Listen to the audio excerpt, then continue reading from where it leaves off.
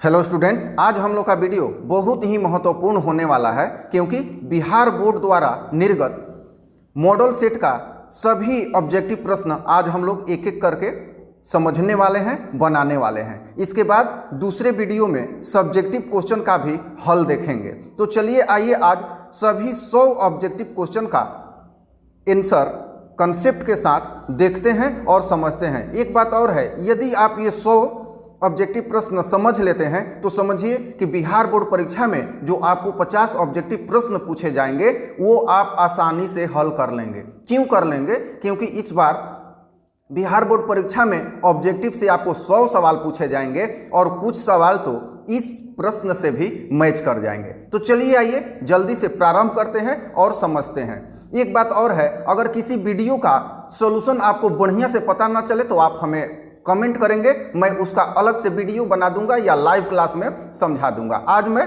आप लोगों को एक एक करके प्रश्न का आंसर बता रहा हूं और समझाने की कोशिश करूंगा, कंसेप्ट भी दूंगा और जिसको संभव होगा उसको मैं बनाना भी प्रारंभ करूंगा। तो चलिए आइए प्रारंभ करते हैं। पहला क्वेश्चन है 92/115 का सरलतम रूप। सरलतम रूप का मतलब होता है सबसे छोटा रूप। तो चलिए आइए देखते हैं कि दिए गए 4 ऑप्शन में से कौन सा ऑप्शन सही होगा। ऊपर है 92, नीचे है 115। अगर 23 से हम कटाते हैं तो ऊपर 4 मर्त में कटता है और नीचे 5 में, तो ये आंसर होगा बी 4/5। इसका सही आंसर होगा। आप भाग देके 23 से दोनों में देख लेंगे, अंश और हर में। दूसरा प्रश्न, 2 परिमेय संख्याओं के बीच अधिकतम कितनी परिमेय संख्या हो सकती है? आंसर होगा डी अनंत। क्यों?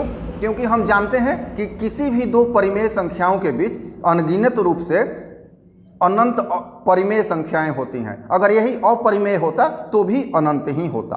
अगला प्रश्न, निम्नलिखित में किसका दशमलव प्रसार शांत है? उत्तर होगा सी। क्यों सी होगा? हम जानते हैं कि यदि परिमेय संख्या p/q के रूप में हो तो q का प्रारूप किस तरह का होना चाहिए? 2 to the power n into 5 to the power n के स्वरूप का हो, जिसमें 1600 को यदि हम करते हैं तो ये 2 to the power n into 5 to the power n के रूप में हो जाएगा। चलिए ये बगल में आप इसे देख लेंगे और समझ लेंगे। अगला प्रश्न, बहुपद dy² plus by plus a के शून्यकों का गुणनफल होगा। सबसे पहले हम देखेंगे ये किस घात में है, तो ये द्विघात में है और इसका व्यापक स्वरूप क्या होता है? ax² plus bx plus c होता है। आइए समझते हैं। चौथा का आंसर होगा d a/d। क्यों होगा? क्योंकि यहाँ a के जगह पर d दिया हुआ है और c के जगह पर a दिया हुआ है, तो शून्यकों का गुणनफल होता है c/a। तो इस तरह से यहाँ a/d हो जाएगा। अगला प्रश्न देखा जाए। प्रश्न नंबर 5, √18 का परमेयीकरण गुणांक है। अब ये क्या है? तो आइए समझते हैं। √18 को हम क्या लिख सकते हैं? 9 गुना 2, और 9 को बाहर निकालेंगे तो वो रूट से निकलेगा बाहर, पूर्ण वर्ग है तो 3√2 हो जाएगा। 3 तो बाहर निकल गया किंतु √2 अंदर रह जाएगा, इसलिए उत्तर होगा बी √2। 6 नंबर प्रश्न, सबसे छोटी अभाज्य संख्या। उत्तर होगा बी। ये हम लोग सभी जानते हैं, बहुत ही आसान प्रश्न है। 7 नंबर, यदि a = bq जोड़ r, जहां a और b धनात्मक पूर्णांक है। क्वेश्चन समझिए कहां से है। क्वेश्चन है यूक्लिड के विभाजन एल्गोरिथ्म से कि a = bq plus r condition होता है व्हेयर 0 ≤ r b, अर्थात r 0 और b के बीच में होता है, 0 के बराबर भी हो सकता है। यहाँ आंसर होगा c, क्योंकि r हमेशा b से छोटा ही होता है। चलिए आइए अगला प्रश्न। 8वां, निम्नलिखित में कौन परिमेय संख्या है? अब देखिए यहाँ आंसर होगा डी। क्यों होगा डी? तो चलिए आइए एक एक समझते हैं। यहाँ a में दिया है 4 जोड़ √3, तो एक परिमेय एक अपरिमेय, और हम जानते हैं कि परिमेय और अपरिमेय का योगफल क्या होता है? अपरिमेय संख्या होती है। इसी तरह से √7 अपरिमेय है, √8 भी अपरिमेय है। यहाँ डी में √5 कट जाएगा क्योंकि एक अंश में है एक हर में है, बचेगा 6।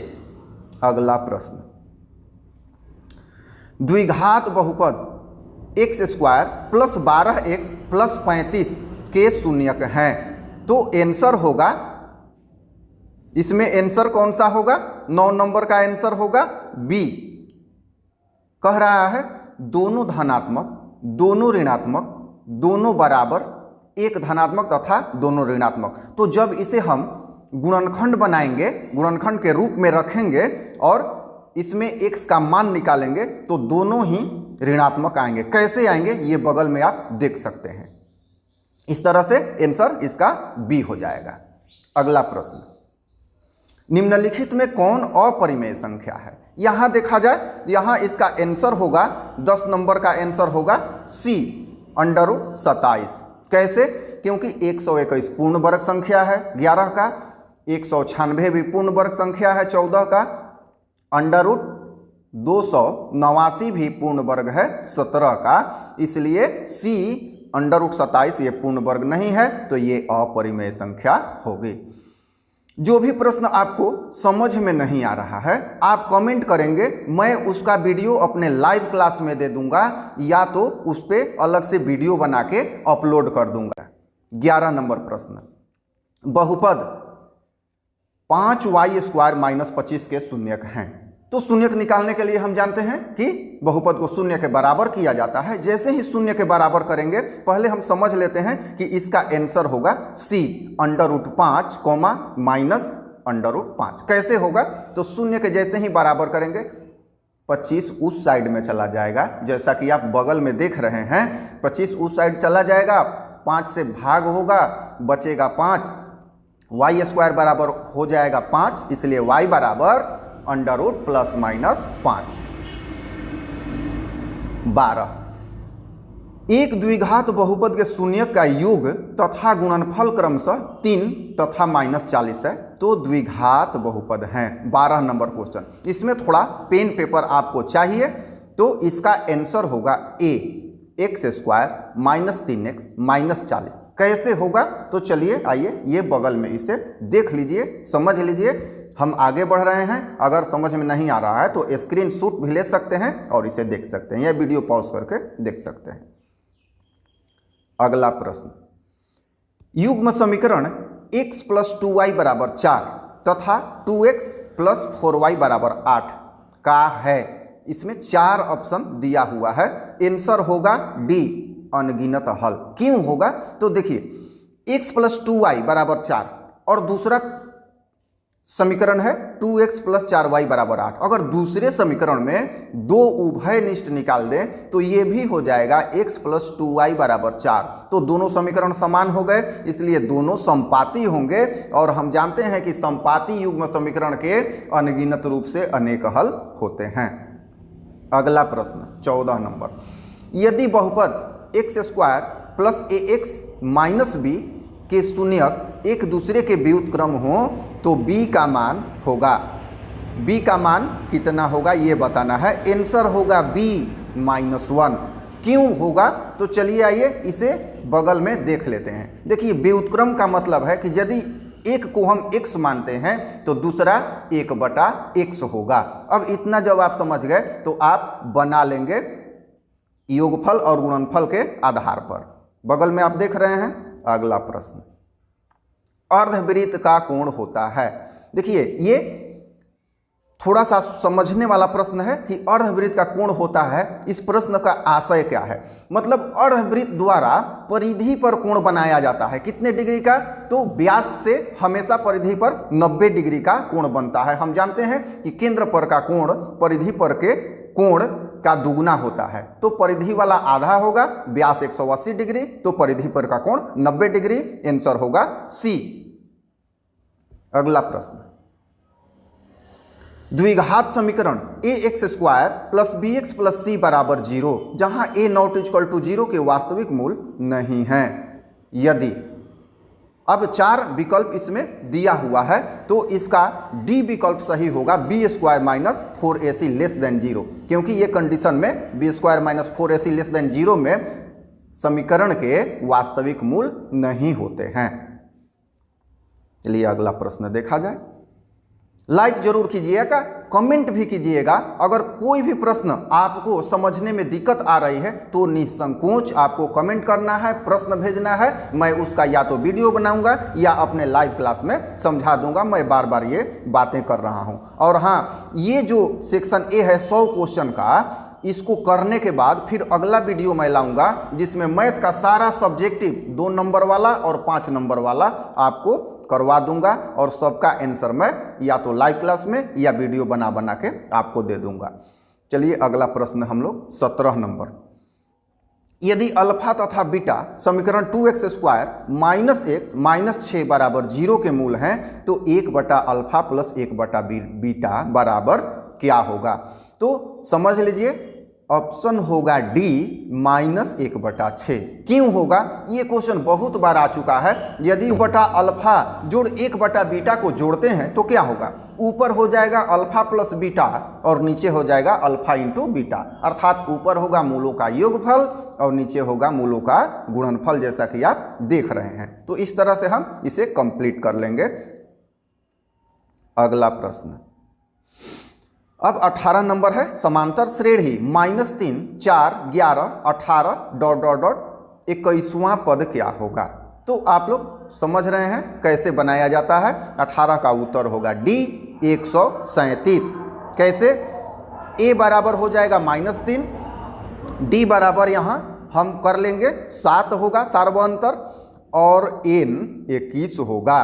तो सूत्र हम जानते हैं ए एन बराबर ए प्लस एन -1 इंटू डी, अर्थात बगल में आप देख रहे हैं इस तरह से आप कर लेंगे, आंसर आ जाएगा। 19 नंबर प्रश्न। निम्नलिखित में से कौन सा द्विघात समीकरण है? द्विघात समीकरण, सबसे पहले इसकी परिभाषा क्या है? तो द्विघात समीकरण अर्थात जो भी हमें इक्वेशन प्राप्त हो उसका अधिकतम घात 2 होना चाहिए। और समीकरण में एक ये भी है कि वो धनात्मक पूर्णांक हो और 2 हो। तो यहाँ हम देखते हैं केवल इसका आंसर ए होगा।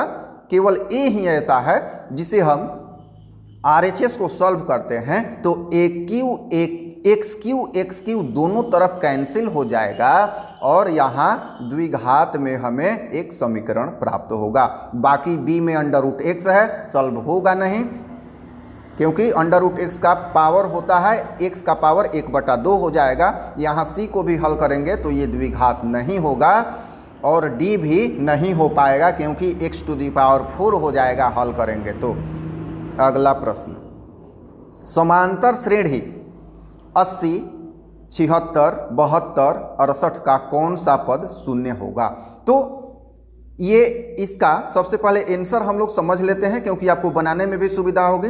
आंसर होगा बी 21वां पद। कैसे? तो हम मान लेंगे कि एनवां पद शून्य है और शून्य बराबर एनवां पद रख लेंगे जैसा आप बगल में देख रहे हैं और हल कर लेंगे, आंसर हो जाएगा 21। प्रश्न नंबर 21। यदि समांतर श्रेणी का सामान्य पद 6 - 4n है तो इसका सार्व अंतर होगा। तो सार्व अंतर निकालना है 21 का, आंसर होगा C -4 आएगा। कैसे? तो कोई भी क्रमागत 2 पद निकाल के और आगे वाले में से पीछे वाला पद घटा लेंगे, हमारा सार्व अंतर निकल जाएगा जैसा कि आप बगल में देख रहे हैं। अगला प्रश्न, निम्नलिखित में कौन समांतर श्रेणी है? अब समांतर श्रेणी हमें चेक करना है कि निम्नलिखित में से कौन समांतर श्रेणी है। तो चलिए आइए देखते हैं। 22 का यहाँ पर आंसर हो जाएगा सी नंबर। क्यों? क्योंकि हम जानते हैं कि पदांतर बराबर होना चाहिए क्रमागत पदों का। तो 1/2 में से 3/2 घटाएंगे जैसा कि बगल में आप देख रहे हैं, फिर -1/2 में से -1/2 कर लेंगे और इस तरह से जो भी आएगा बराबर आ रहा है तो समांतर श्रेणी होगा। 23 मूल बिंदु के नियामक होते हैं। तो हम जानते हैं कि मूल बिंदु के निर्देशांक 0,0 होता है। अगला प्रश्न, यदि त्रिभुज ABC समरूप त्रिभुज PQR तथा QR/BC बराबर 2/3 हो तो एरिया ऑफ ट्रायंगल PQR बटा एरिया ऑफ ट्रायंगल ABC। अब देखिए ये सीधा प्रमेय से है। ये प्रमेय मैंने चैनल पे सिद्ध करके डाला हुआ है, इसका वीडियो, इसे आप जरूर देख लीजिएगा, आ भी सकता है 5 अंक में। तो ये होता है कि त्रिभुज का क्षेत्रफल भुजाओं के वर्गों के अनुपात में होता है। यहाँ भुजा दिया है QR बराबर 2 और BC बराबर 3, तो यहाँ हो जाएगा आंसर हो जाएगा इसका 24 नंबर का ए हो जाएगा, 2 दूना 4 और 3 तिया 9, वर्ग कर देंगे 4/9 आंसर होगा। अगला प्रश्न, दी गई आकृति में x का मान है। अब दी गई आकृति में x का मान कितना होगा, तो आकृति में स्पष्ट दिखाई दे रहा है। देखिए ट्रायंगल PQR में, ट्रायंगल जो PQR है, सबसे पहले समझ लेते हैं 25 का आंसर होगा C 70 डिग्री। कैसे होगा, तो ट्रायंगल PQR में 60 डिग्री 50 डिग्री दिया हुआ है। तीसरा क्वेश्चन हमें ज्ञात, तीसरा कोण हमें ज्ञात करना है, और x जो है उसी कोण का शीर्षाभिमुख कोण है। तो त्रिभुज के तीनों कोण का योगफल 180 होगा, तो 180 में से 60 50 जोड़ के घटा लेंगे, आएगा 70, तो वही शीर्षाभिमुख कोण फिर x के बराबर होगा, तो आंसर हो जाएगा 70। 26 नंबर प्रश्न, बिंदुओं R 0,6 तथा S 8,0 को मिलाने वाली रेखाखंड के मध्य बिंदु के निर्देशांक हैं। मध्य बिंदु के निर्देशांक हैं, सूत्र हम लोग जानते हैं, ऑप्शन इसका होगा डी 4,3। मध्य बिंदु का निर्देशांक x1 प्लस x2 बटा 2, y1 प्लस y2 बटा 2। इस सूत्र पे बना देंगे, तुरंत आंसर मिल जाएगा। 27, बिंदुओं 4,6 और 8,2 के बीच की दूरी है, तो दूरी का सूत्र इस्तेमाल करेंगे, तुरंत बना देंगे, जैसा कि आप बगल में देख रहे हैं। 27 का आंसर हो जाएगा ए 4√2 इकाई। अगला प्रश्न,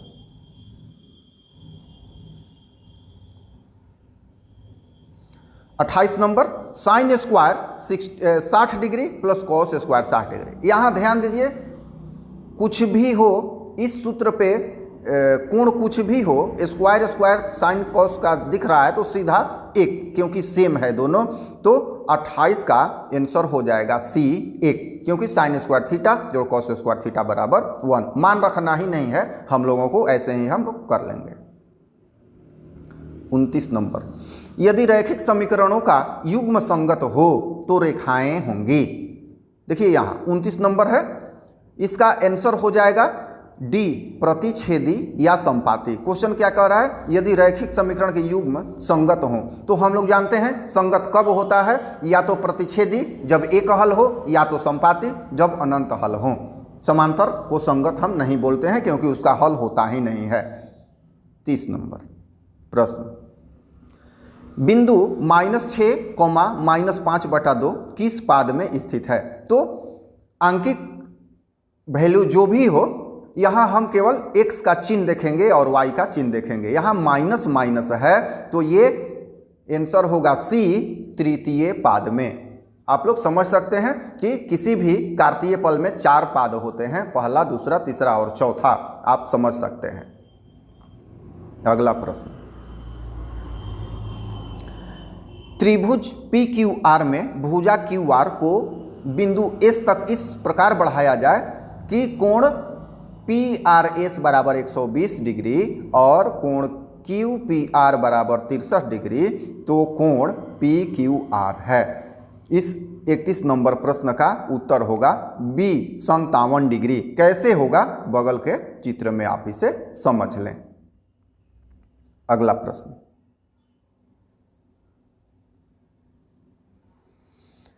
यदि किसी त्रिभुज के कोण का समद्विभाजक विपरीत भुजाओं को समद्विभाजित करता है तो त्रिभुज होगा। ये बोर्ड परीक्षा में आ चुका है और यहाँ बहुत मिस्टेक होता है। देखिए यहाँ कोई एक पर्टिकुलर भुजा या पर्टिकुलर कोण नहीं दिया है, तो सभी कोण और सभी भुजाओं पर इस त्रिभुज को लागू करेंगे।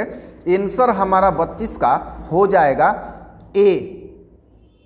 बी होगा, बी आंसर होगा 32 का बी समबाहु त्रिभुज।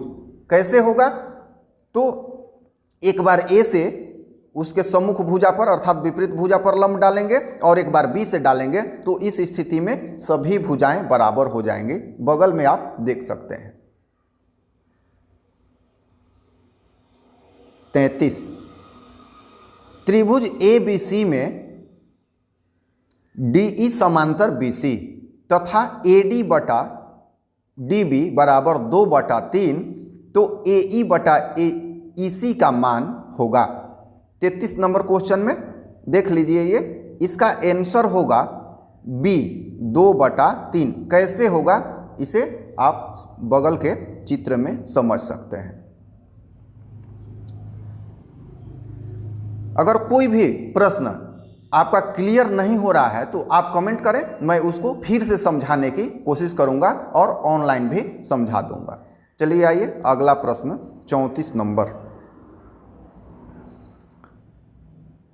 यदि त्रिभुज ABC तथा त्रिभुज DEF में AB बटा DE बराबर BC बटा FD तो ये समरूप होंगे जब, कब समरूप होंगे? कह रहा है त्रिभुज ABC तथा DEF में दिया हुआ है कंडीशन, तो ये समरूप होंगे। कब समरूप होंगे? 34 का आंसर हो जाएगा C, कोण B बराबर कोण D।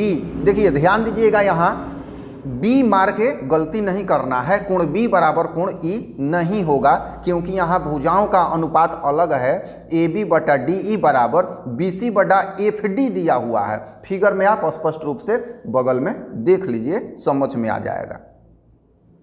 35 नंबर। दी गई आकृति में PQ O केंद्र वाले वृत्त की स्पर्श रेखा है।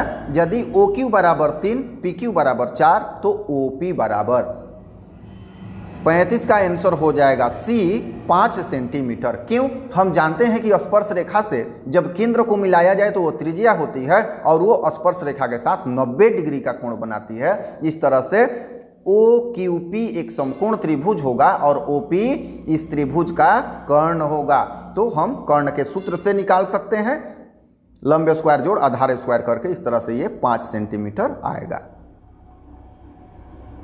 चलिए प्रश्न नंबर 36।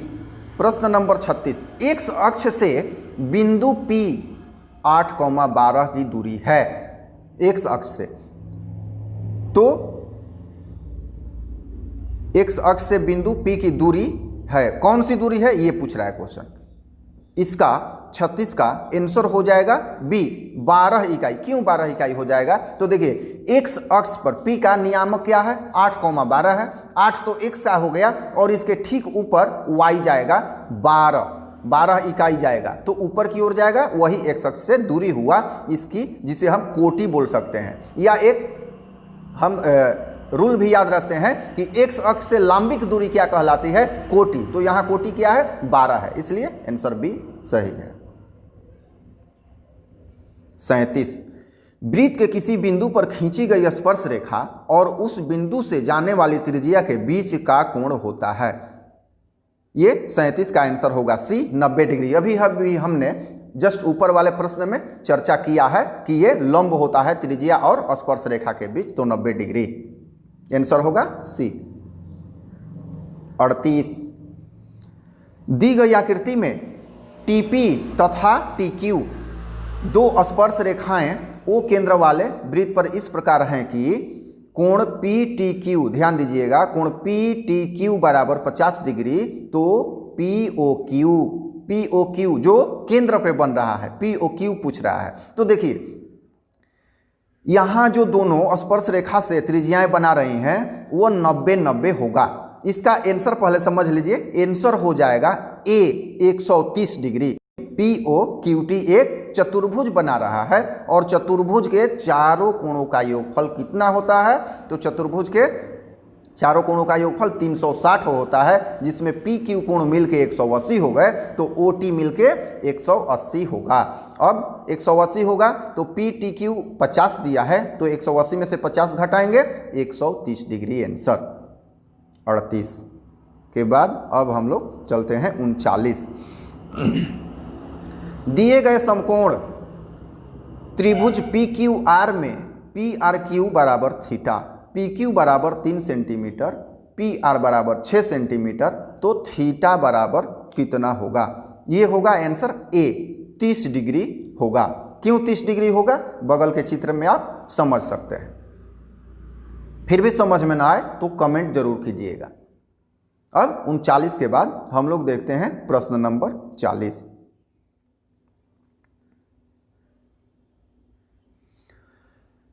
यदि tan थीटा बराबर 3/4 तो cos थीटा का मान बताना है।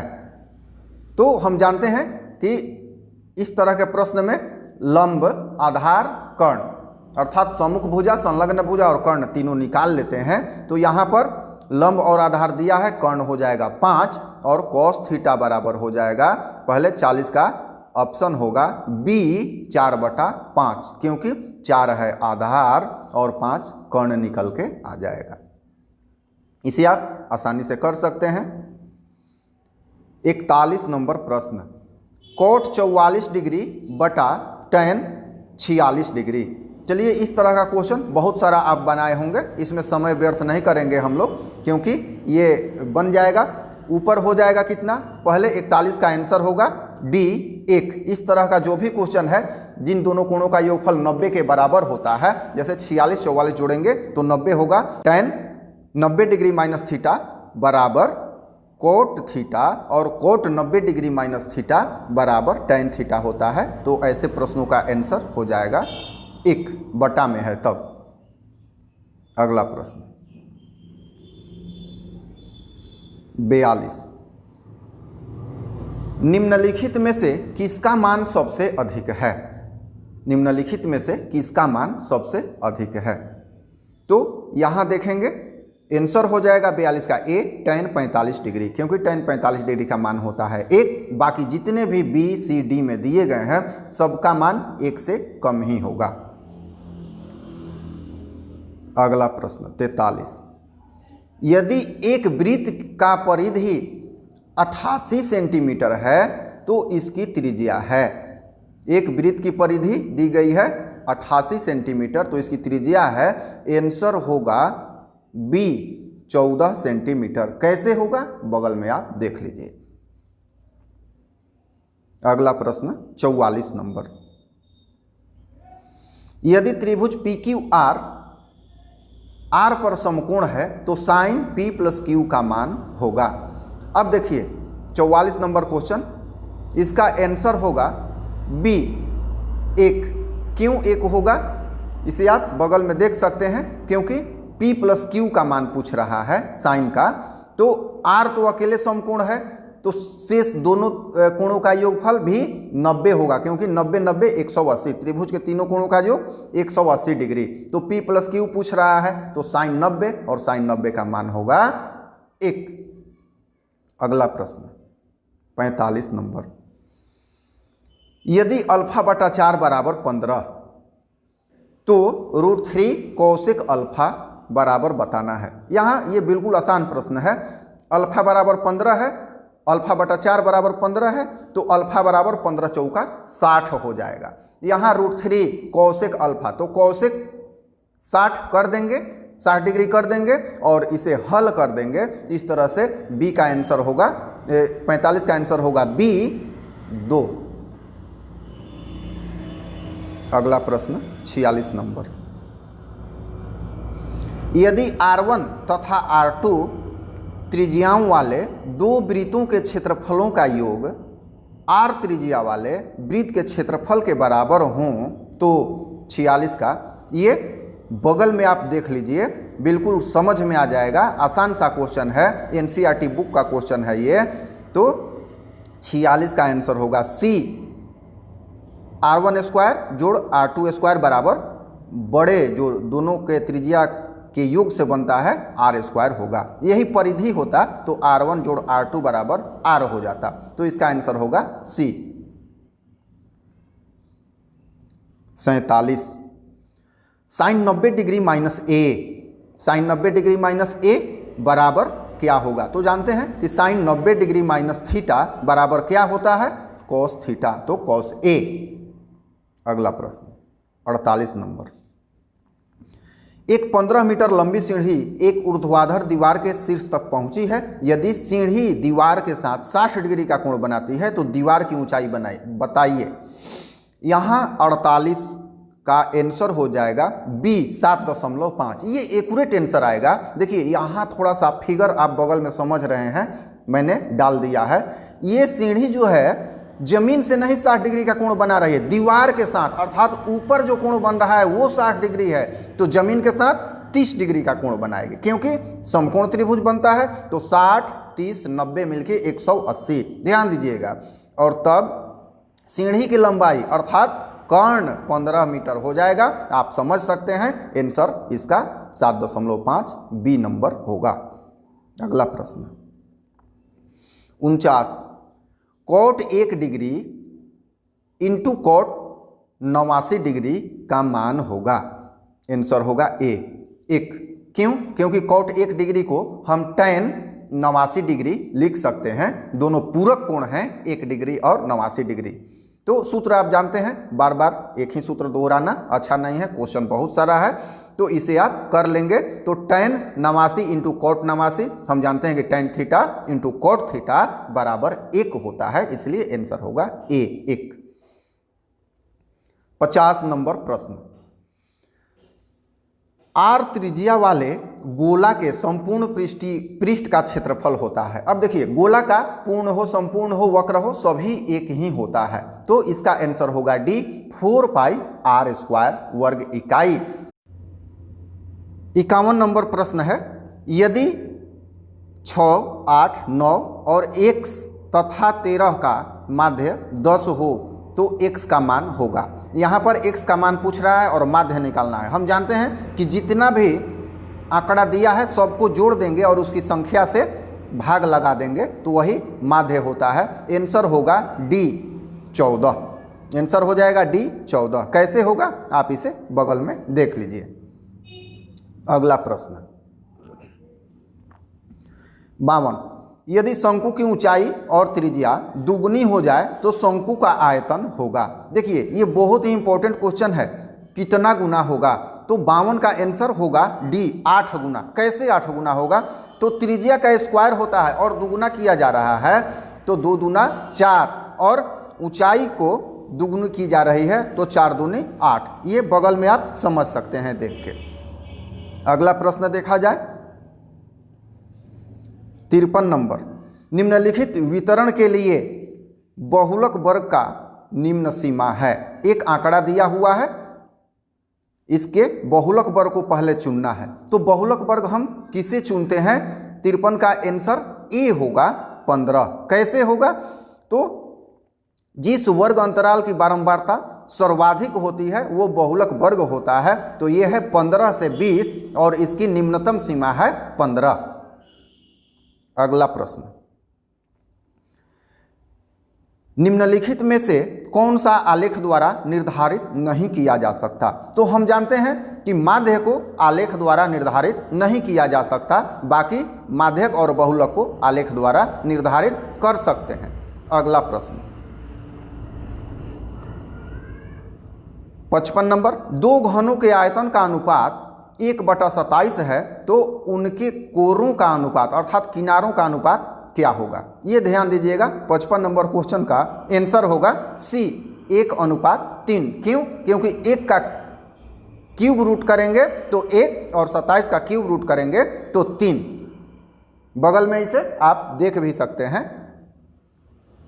अगला प्रश्न 56 नंबर दिया है, tan थीटा बराबर 1 तो थीटा का मान होगा। इसका आंसर होगा बी 45 डिग्री। कैसे? tan थीटा बराबर 1 है तो 1 कितना होता है? tan 45 डिग्री और tan कैंसिल हो जाएगा तो थीटा बराबर 45 डिग्री। 57 नंबर प्रश्न देखा जाए, एक्स भुजा वाले समबाहु त्रिभुज का क्षेत्रफल बताना है। 57 नंबर में तो यहाँ बी नंबर होगा √3/4 गुना एक्स स्क्वायर, क्योंकि सूत्र होता है समबाहु त्रिभुज का क्षेत्रफल का √3/4 भुजा स्क्वायर, तो बी इसका सही आंसर होगा। सभी आसान प्रश्न है और जो कठिन लग रहे हों कमेंट करें, मैं उसको बिल्कुल आसान कर दूंगा। अब ये प्रायिकता से प्रश्न, 52 ताश के पत्तों की एक गड्डी को अच्छी तरह फेंटकर उसमें से अदृश्य छाया एक पत्ता निकाला जाता है, तो इसके रानी आने की क्या प्रायिकता है? ये क्वेश्चन नंबर 58 है। आंसर होगा डी 1/13। क्यों? तो देखिए रानी 52 पत्तों में कितनी संख्या होगी रानी की? 4, सभी कलर में सभी टाइप में एक एक, तो और टोटल पत्ते कितने हैं? 52, तो 4/52 करेंगे, कट जाएगा 13 चौका 52, 1/13 आंसर इसका सही होगा। अगला प्रश्न 59, PE बराबर 0.08, तो PE डैश बराबर है, ये PE डैश को पूरक बोलते हैं। तो एक बात समझ लीजिए कि प्रायिकता और पूरक प्रायिकता जो है दोनों का योगफल 1 के बराबर होता है, तो 1 में से 0.08 घटा लेंगे और जो आएगा वही आंसर होगा। इस तरह से आंसर होगा ए 0.92, क्योंकि 0.92 और 0.08 को जोड़ेंगे तो उसका मान 1 होगा, ये ध्यान रखिएगा। अगला प्रश्न 60 नंबर, 1 जोड़ tan स्क्वायर थीटा बटा 1 प्लस कॉट स्क्वायर थीटा, ये बिल्कुल ही आसान है। आप बगल में इसको देख लीजिए, सूत्र से सीधा आधारित है। ऊपर हो जाएगा सेक स्क्वायर थीटा और नीचे हो जाएगा कोसेक स्क्वायर थीटा। अगले स्टेप में आप इसे समझ लें और देख लें, आंसर होगा ए tan स्क्वायर थीटा। अगला प्रश्न 0.5 ऊपर रेकरिंग दिया हुआ है, तो हम लोग जानते हैं 61 का आंसर हो जाएगा ए 5/9। ये 9th क्लास में हम लोग बढ़िया से पढ़ चुके हैं, आप भी समझ रहे होंगे, तो इस पर डिस्कस करना ठीक नहीं है, समय ज़्यादा लगेगा। चलिए अगला प्रश्न 62, बहुपद 2x² प्लस 5x माइनस 12 का घात है। अब एक बहुपद दिया हुआ है, इसका घात पूछ रहा है, तो बी इसका आंसर होगा 2। क्यों? क्योंकि सर्वाधिक जो चर है x उसका घात है 2। अगला प्रश्न √7 है, क्या है √7? तो 63 का आंसर होगा बी, एक अपरिमेय संख्या, क्योंकि 7 पूर्ण वर्ग संख्या नहीं है। 64 नंबर प्रश्न, x × x² जोड़ 2x बराबर, हल करना है तो 64 का आंसर होगा ए। क्यों? तो x² से गुणा करेंगे तो x³ पहला पद, प्लस 2x से x में गुणा करेंगे तो 2x² दूसरा पद। चलिए अगला क्वेश्चन 28 और 72 का मस होगा, तो यहाँ आंसर होगा सी 4। आप समझ रहे हैं कि मस कैसे ज्ञात किया जाता है। अगला प्रश्न 66 नंबर, बहुपद x² माइनस x जोड़ 1 के शून्य का योग होगा। 66 का आंसर होगा ए 1। कैसे होगा? इसे बगल में आप देख लें और समझ लें।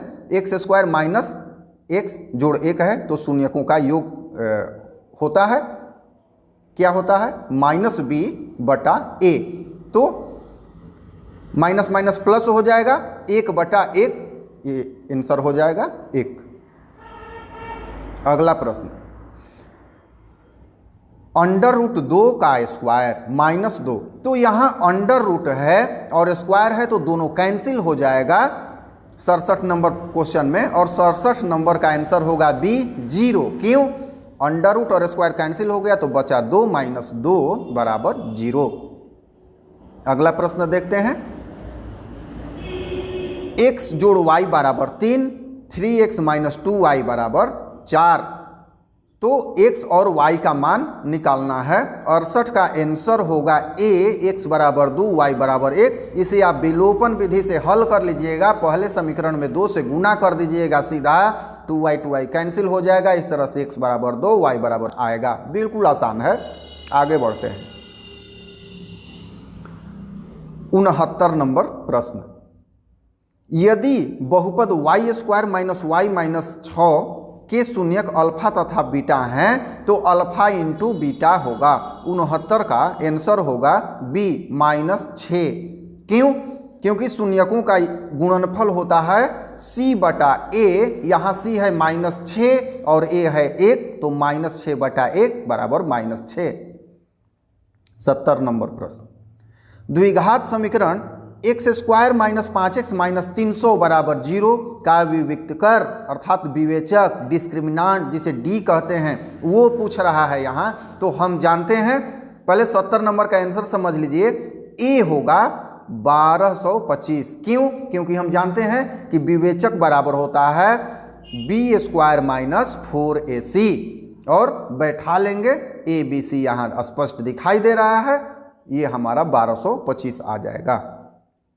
71 नंबर प्रश्न, समांतर श्रेणी √18, √50, √98, √162 का सार्व अंतर है। यहाँ हमें सार्व अंतर बताना है, आंसर होगा बी 2√2। कैसे होगा बगल में आप देख लीजिए। 72 नंबर प्रश्न, y² जोड़ 1/y² बराबर 14, तो y जोड़ 1/y बराबर क्या होगा? इसका 72 नंबर का आंसर हो जाएगा डी +-4। कैसे होगा बगल में स्पष्ट रूप से इसे समझ लीजिए। अगला प्रश्न,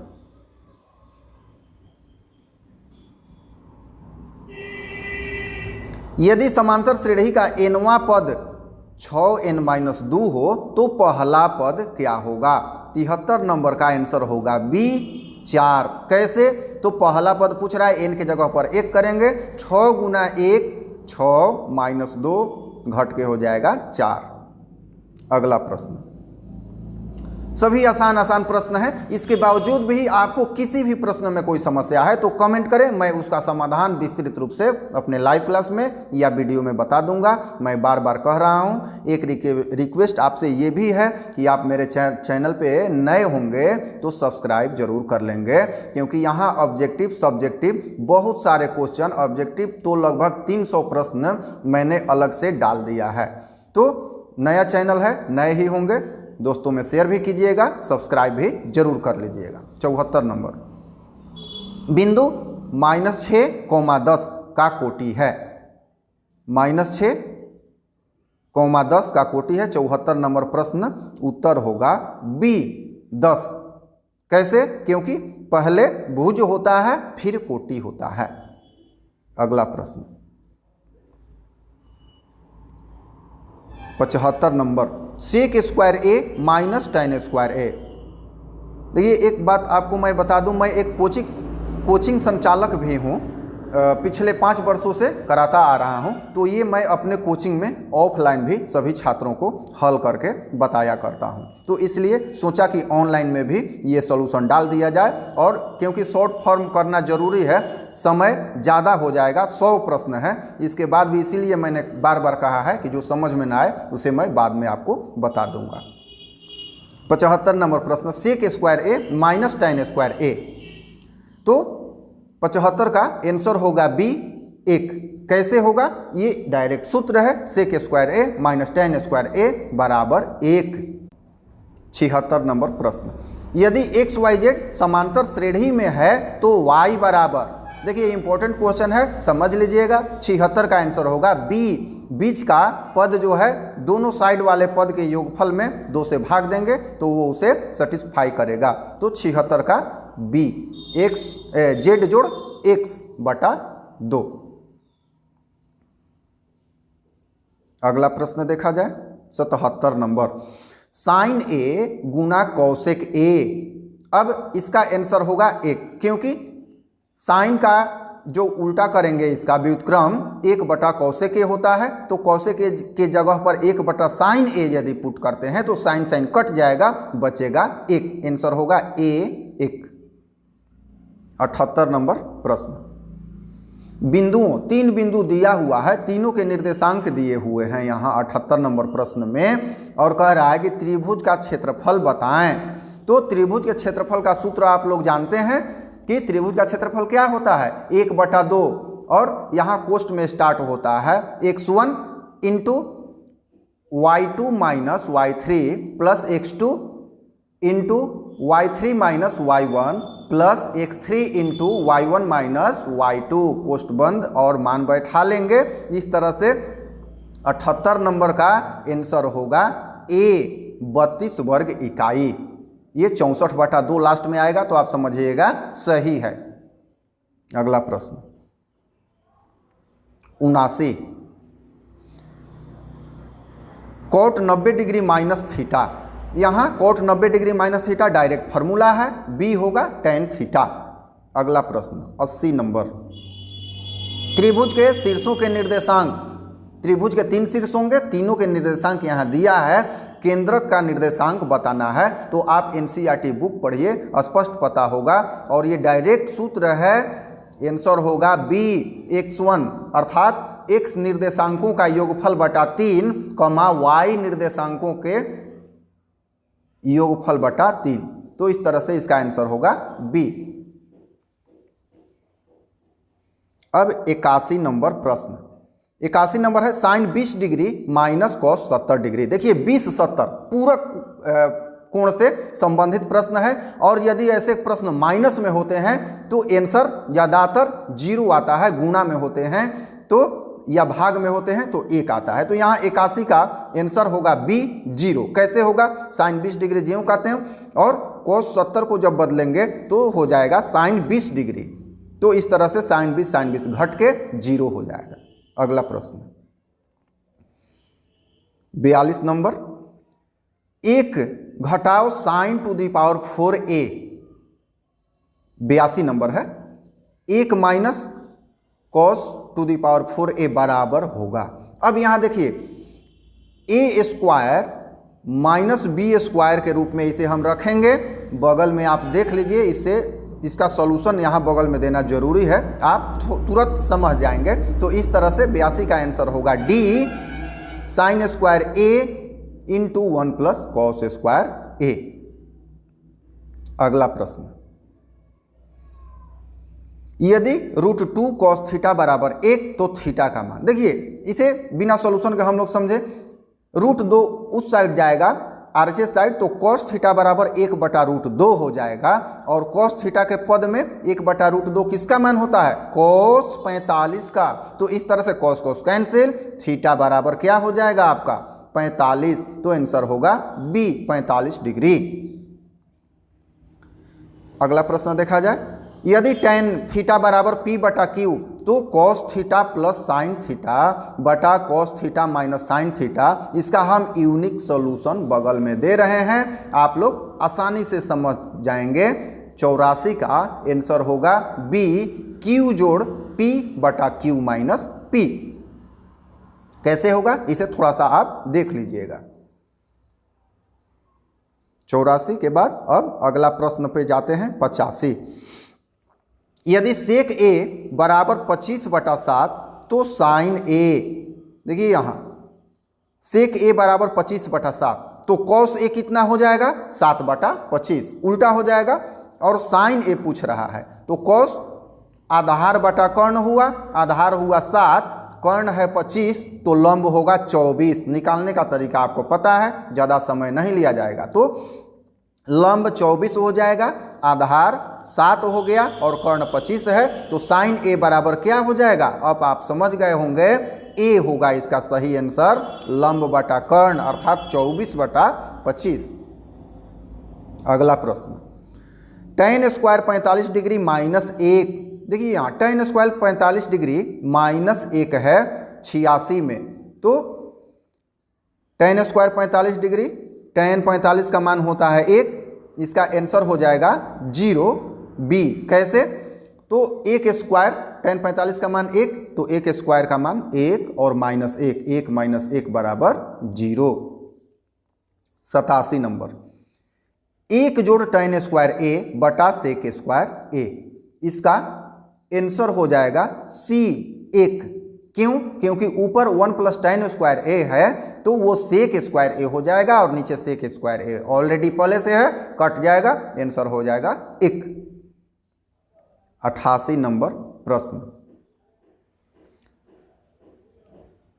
त्रिभुज ABC में बिंदु D और E क्रमशः भुजाओं AB तथा AC पर इस प्रकार हैं ये देखिए थेल्स प्रमेय से रिलेटेड प्रश्न है। DE समांतर BC अर्थात मध्य बिंदुओं बीच वाला बिंदु जो दोनों दिया हुआ है DE और BC के समांतर है। यहाँ AD बटा BD बराबर दिया है 4/5, AC बराबर दे दिया है 18। अब देखिए उस साइड टोटल भुजा का योग है, बगल में आप देख रहे हैं, समझते रहिए किस तरह से ये बनेगा। इसमें कन्फ्यूजन होता है थोड़ा सा, क्योंकि ये थोड़ा कॉम्प्लिकेटेड प्रश्न है, बगल के सॉल्यूशन से आप समझ रहे होंगे। 89 नंबर, प्रायिकता से एक न्याय संगत पासा फेंका गया तो एक रूढ़ संख्या आने की प्रायिकता। देखिए सबसे पहले तो रूढ़ संख्या समझ लेंगे। तो रूढ़ संख्या वही संख्या है जो अपने स्वयं से या एक से कटे, बाकी किसी दूसरे से न कटे, अर्थात उसे हम अभाज्य संख्या भी बोल सकते हैं। तो चलिए समझते हैं पहले कि 89 का आंसर होगा B 1/2। कैसे? तो किसी भी पासे पर 1 2 3 4 5 6 अंकित होंगे, क्योंकि सभी फलक पे एक एक संख्या 1 से लेकर 6 तक अंकित होता है। इसमें रूढ़ कौन कौन सा होगा? तो 1 को नहीं करेंगे, 2 होगा, 2 भी किसी से नहीं कटता है, 3 होगा और 5 होगा। तो कितनी संख्याएं हो गई? 3। तो ऊपर होगा 3 और नीचे टोटल कितना फलक है? 6। तो 3/6 कट के हो जाएगा 1/2। 90 नंबर, यदि दो वृत्तों के क्षेत्रफल का अनुपात 4:25 है तो उनकी त्रिज्याओं का अनुपात होगा। यहाँ देखिए वृत्त का क्षेत्रफल दिया हुआ है 4:25 90 नंबर प्रश्न में, तो आंसर होगा इसका D 2:5, क्योंकि हम जानते हैं कि त्रिज्या के स्क्वायर के रूप में क्षेत्रफल होता है और यहाँ क्षेत्रफल 4, तो 4 का अंडर रूट करेंगे 2 और 25 का करेंगे 5। इस तरह से हम ऑब्जेक्टिव क्वेश्चन को जल्दी सॉल्व कर लेंगे। और यही अगर त्रिज्या दिया रहे, क्षेत्रफल पूछे तो वर्ग कर देंगे, और क्षेत्रफल पूछ रहा दिया है, त्रिज्या पूछ रहा है तो अंडर रूट कर देंगे। अगला प्रश्न 91 नंबर, अच्छी प्रकार से फेंटी गई एक ताश की गड्डी में से एक पत्ता यादृश छाया निकाला जाता है तो इसके लाल रंग का तस्वीर वाला, देखिए फेस कार्ड से क्वेश्चन है। हम जानते हैं कि ताश की गड्डी में 4 प्रकार के पत्ते होते हैं और चारों प्रकार में 3-3 फेस कार्ड होते हैं और 2 तरह का कलर होता है। तो लाल रंग में तस्वीर वाला पत्ता कितना होगा? 3 जोड़ 3, जिसे ईंट और पान बोलते हैं। दिया हुआ है NCERT बुक में स्पष्ट रूप से समझा के, ईंट और पान लाल कलर के होते हैं। तो फेस कार्ड यहाँ पे कितने हो गए? 6 हो गए। आंसर होगा इसका D 3/26। क्यों? क्योंकि 6/52 होगा और कटा देंगे 2 से, ऊपर होगा 3, नीचे होगा 26। अगला प्रश्न, यदि किसी बंटन का माध्य और माध्य क्रमशः 4.6 तथा 4.8 हैं तो बहुलक। देखिए बहुलक माध्य माध्यक में एक रिलेशन दिया हुआ है कि 3 गुना माध्यक माइनस 2 गुना माध्य बराबर बहुलक होता है। तो इसी सूत्र को यहाँ बैठा देंगे, जैसा कि बगल में आप देख लीजिए, और हमारा आंसर हो जाएगा 92 का C 5.2। अगला प्रश्न, प्रेक्षण 8, 12, 7, 14, 6, 13, 15 का माध्यक होगा। 93 नंबर, देखिए 1 2 3 4 5 6 7, यहाँ 7 संख्याएं दी गई हैं, तो 7 विषम है और विषम ठीक बीच वाला हो जाता है। तो पहले इसको बढ़ते क्रम में सजा देंगे, 6 से प्रारंभ करेंगे और बढ़ते क्रम में सजा देंगे, और इस तरह से हम देखेंगे कि ठीक बीच में 12 आ रहा है, तो आंसर होगा D 12। अगला प्रश्न 93, माध्यक का 3 गुना और माध्य का 2 गुना का अंतर बराबर होता है। जस्ट अभी ऊपर प्रश्न में चर्चा किया गया है। आंसर होगा C 94 का आंसर होगा C बहुलक। 95, एक घड़ी के मिनट वाली सुई द्वारा 1 मिनट में बनाया गया कोण। ध्यान दीजिए, घड़ी की मिनट की सुई जब 1 राउंड अर्थात 360 डिग्री पर घूम जाती है तो कितना मिनट होता है? 60 मिनट। तो 1 मिनट में पूछा जा रहा है, तो 360 बटा 60 कर देंगे तो यहाँ आंसर क्या हो जाएगा, डी 6 डिग्री। 96 नंबर। आधार की त्रिज्या r तथा ऊंचाई h वाले एक लंबवृत्तीय बेलन का आयतन होगा। बेलन के आयतन का सूत्र हम लोग जानते हैं, उत्तर होगा डी पाई r स्क्वायर h घन इकाई।